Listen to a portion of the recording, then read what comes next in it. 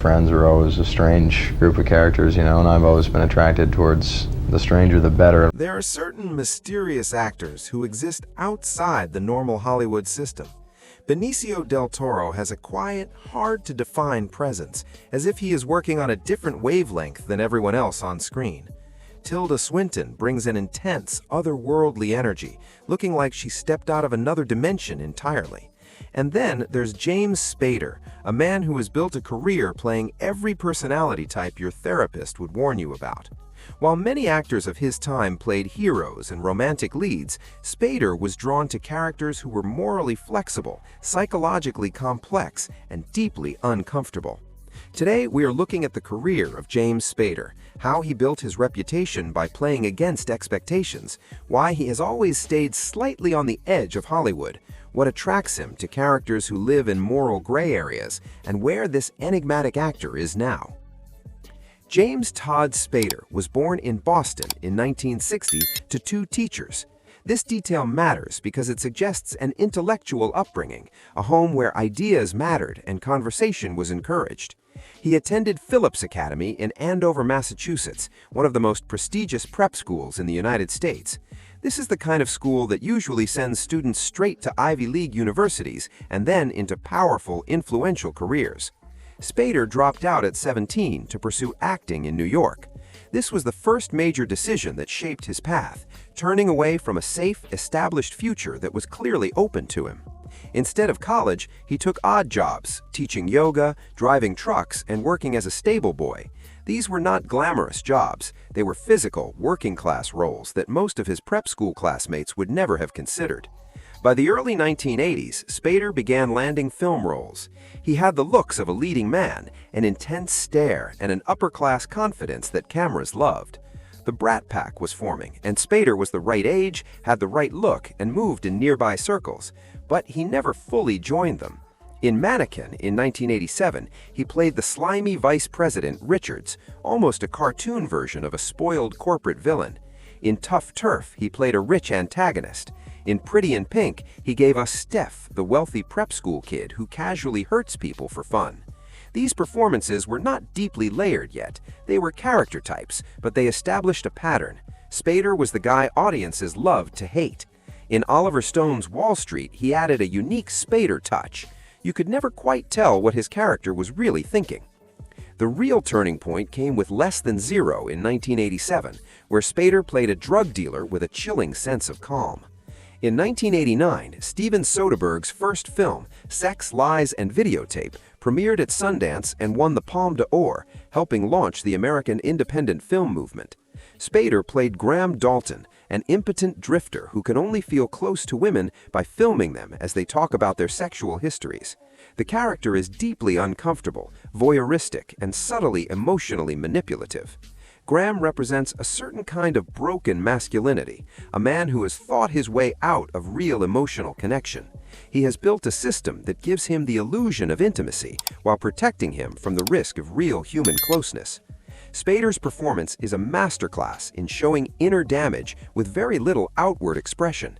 He is soft-spoken and almost gentle, which makes the character's psychological problems even more disturbing. This role earned Spader the Best Actor award at Cannes, making him, at 29, a critically respected actor with serious artistic credibility. But this success did not push him toward traditional stardom.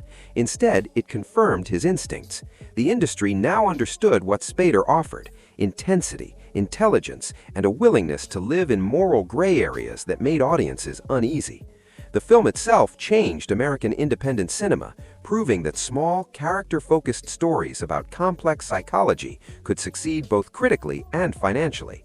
For Spader personally, it gave him permission to keep choosing characters that made people uncomfortable, characters who reflected parts of human nature we often prefer not to see.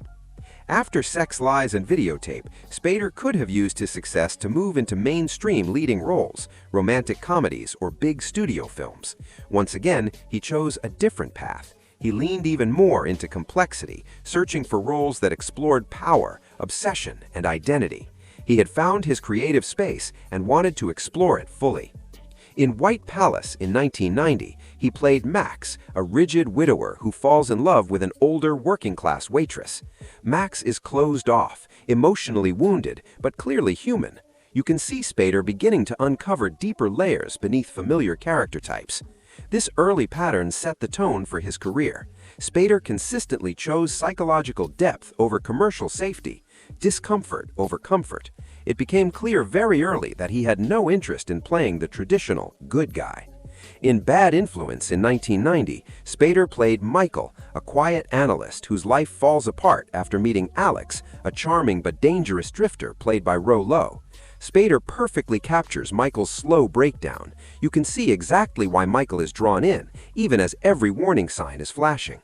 In Dream Lover in 1993, the roles reverse. Spader plays a man obsessed with his new wife, slowly realizing she may be manipulating him.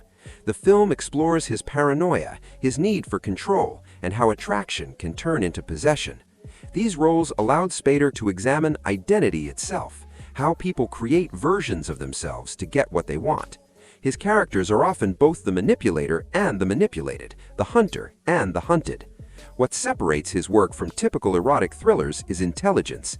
He always shows the hidden machinery beneath the behavior. Then came Stargate in 1994, his biggest box office success and the closest he ever came to a classic Hollywood hero. As Dr. Daniel Jackson, a skeptical linguist who helps unlock an alien gateway, Spader plays the smartest person in the room without turning him into a stereotype. Opposite Kurt Russell's tough military presence, he brings curiosity, warmth, and a softness that rarely appears in his later roles. Most actors would have used that success to move into a string of big-budget movies. Spader did not. He treated Stargate as a short detour, politely acknowledged blockbuster fame, and returned to stranger, more challenging material.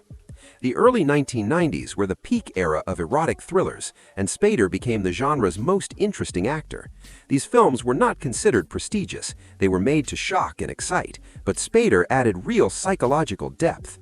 In David Cronenberg's Crash, he pushed his exploration of psychosexual themes to the extreme. He plays a television director who, after a car accident, becomes involved with people who are sexually aroused by crashes.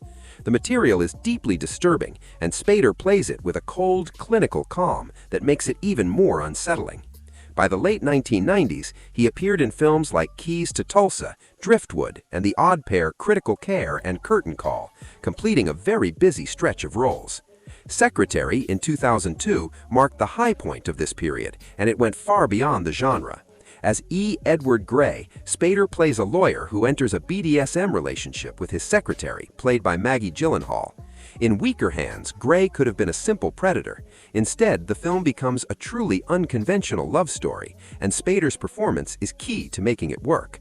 Together, these films firmly established Spader as cinema's leading explorer of erotic power and psychological obsession.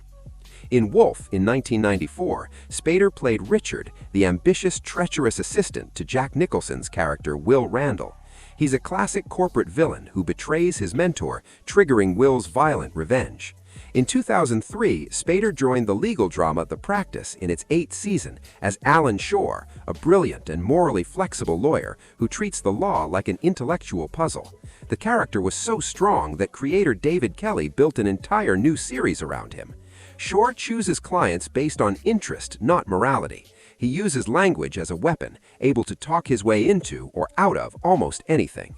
Beneath the performance, and Shore is always performing, there is deep loneliness and a need for real connection. His friendship with Denny Crane, played by William Shatner, became the emotional heart of Boston Legal. The show proved that Spader could be popular and successful without giving up his unique strangeness. In 2013, Spader took on Raymond Reddington in NBC's The Blacklist, a role that defined the next decade of his career. Red is a former government agent turned criminal mastermind who turns himself in and offers to help the FBI catch other criminals on his personal list. Reddington is Spader's most mainstream character, designed for network television, yet he is still unmistakably Spader. What he does with the role is impressive. He turns long explanations into entertainment. Red often delivers heavy plot information, but Spader's voice, rhythm, and surprising emphasis make every word engaging, as if he is savoring them. The Blacklist ran for 10 seasons and more than 200 episodes, becoming his longest-running and most famous role. Off-screen, Spader is just as mysterious. He gives very few interviews, and when he does, he often avoids clear answers. He rarely talks about his private life. When asked about his acting process, he speaks in abstract terms, carefully circling the point in a very Spader-like way.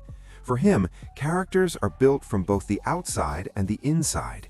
He talks about acting like an engineer solving a problem, carefully searching for what makes a character function. He has been married twice and has 3 sons. He lives in New York instead of Los Angeles, which says a lot.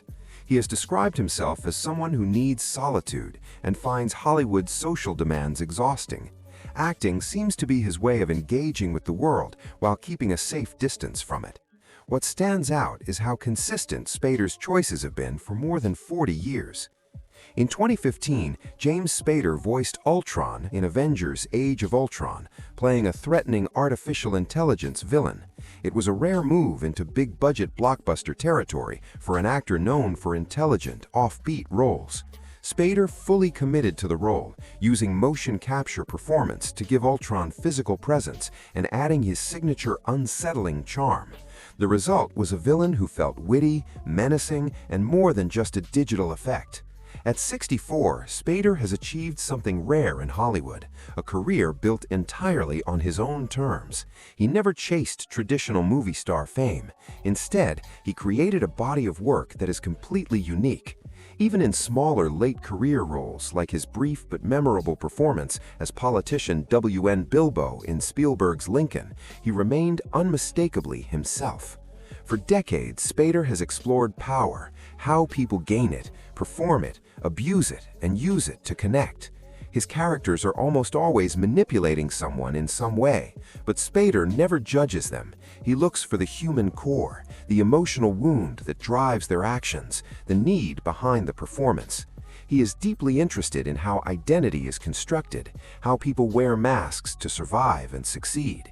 What makes Spader's career special is not just the strength of individual performances, though many are outstanding. His influence can be seen across modern television, especially in the rise of the anti-hero, characters who are neither fully good nor fully evil. The charming monster, the smart predator, the manipulator you somehow sympathize with. He taught audiences to be comfortable with discomfort and to see humanity in characters we might otherwise label as simply bad. Characters like Walter White and Don Draper owe something to the path Spader helped create. As for what comes next, Spader has shared very little. That consistency, that refusal to compromise, is its own kind of integrity, and it is exactly what makes him so endlessly fascinating. Thank you so much for watching. If you enjoyed this content, please comment, like, and subscribe. It really helps the channel. And as always, I look forward to seeing you in the next one.